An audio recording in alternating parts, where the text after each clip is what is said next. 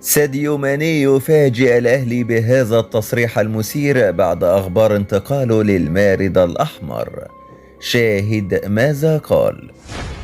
ولكن في البداية صل على سيدنا محمد ولا تنسى الإعجاب بالفيديو والاشتراك في القناة حتى يصلك كل ما هو جديد وحصري.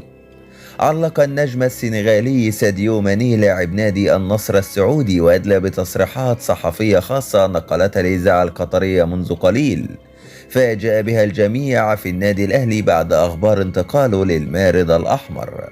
قال ماني: بالفعل تابعت بعض الأخبار التي تشير إلى انتقالي للنادي الأهلي المصري خلال فترة الانتقالات القادمة وقبل انطلاق الحدث الأكبر وهو كأس العالم للأندية بنسخته الجديدة.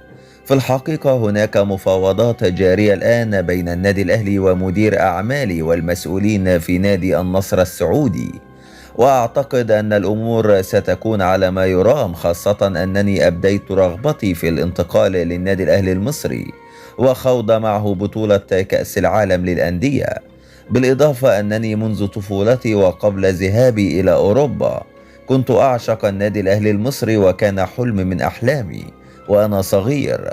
الجميع في إفريقيا يعلم قيمة وحجم النادي الأهلي المصري وكل اللاعبين في إفريقيا يحلمون بارتداء قميص النادي الأهلي، لكن مسيرتي الاحترافية كان لها رأي آخر في هذا الموضوع.